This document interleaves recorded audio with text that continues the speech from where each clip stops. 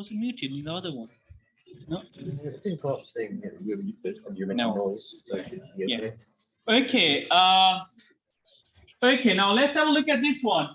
There are certain rules for differentiation. We have a look at different rules now, and let's say the first rule is, if I'm differentiating something d over dx, I have to use that operator. Let's say I have the question y equals x, and the question is differentiate. When I differentiate, what is the variable on the right side? Is an x. So I need to differentiate with respect to x.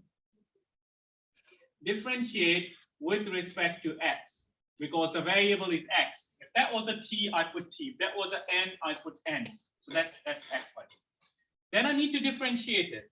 To differentiate that one, I'm just going to do y equal x, and I need to put d over dx and d over dx. I need to perform the differentiation on both sides.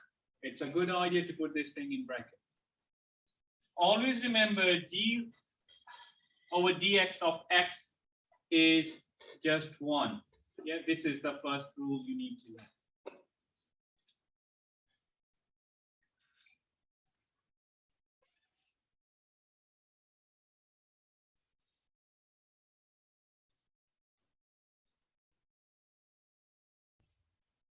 Now, the second rule.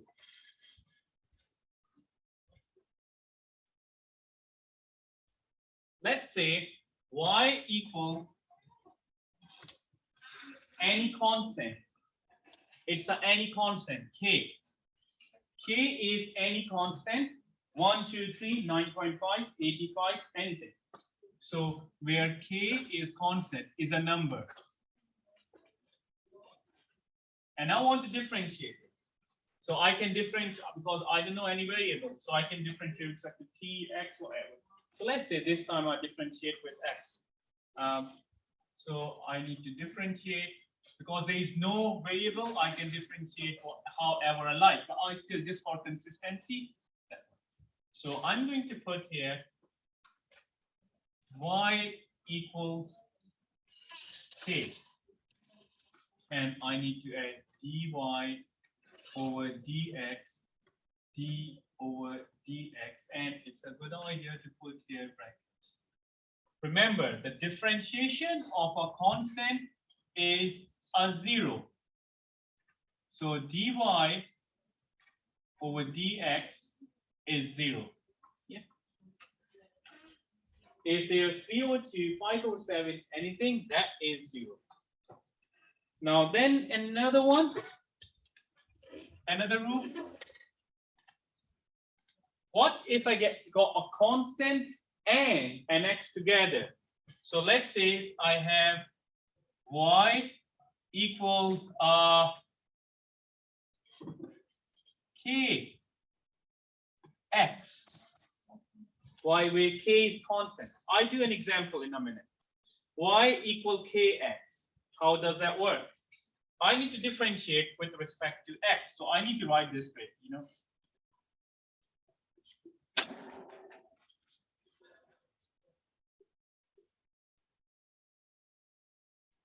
So what I need to do is y equals to kx, and obviously I need to do d over dx here, d over dx here, and it's a good idea to put this thing in bracket. The rule states the constant comes out, and then you can just do the other bit. So the constant here is a k. So the k will come out,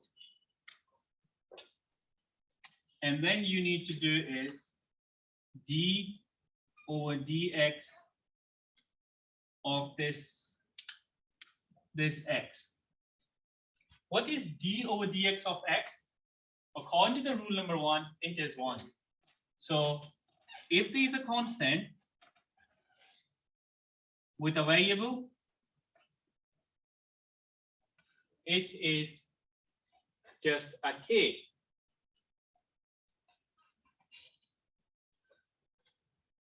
I will do examples for these rules in a minute.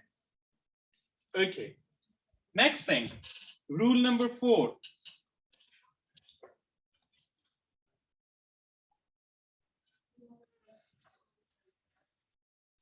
Now, rule number 4.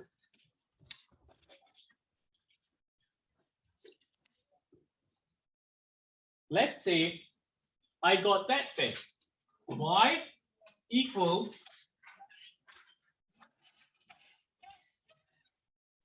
x to the power n, where n is any real number.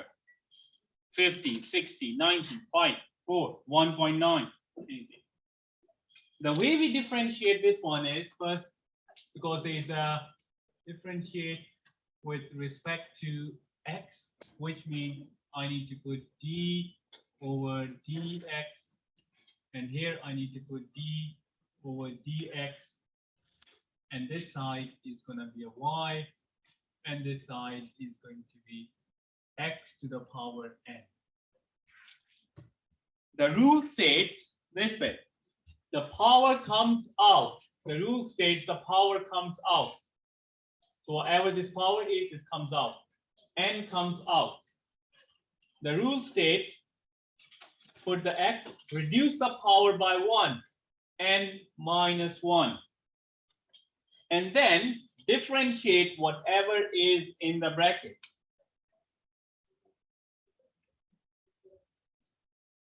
And you know what is this thing? According to your first rule, this is 1.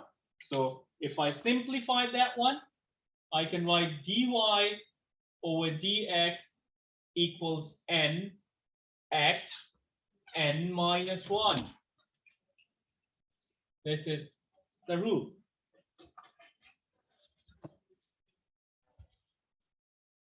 Now, then the next one, the last rule for y, and then we just, there are 2 more important rules. We do that one later. Okay. The next rule is this, rule number 5. Let's say I have this thing, y equal x to the n plus kx plus x plus a constant k. What does it rule? This means like there are things with that, there are things with that, they are adding. Or let's say instead of plus, I put minus. Yeah. Instead of this plus, I put minus. Doesn't matter. You know, the sign doesn't matter. The way, if I want to differentiate it, I need to differentiate.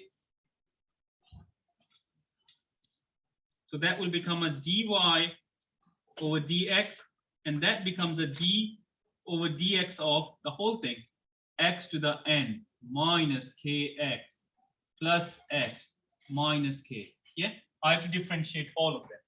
How do we differentiate all of them? We do that individually.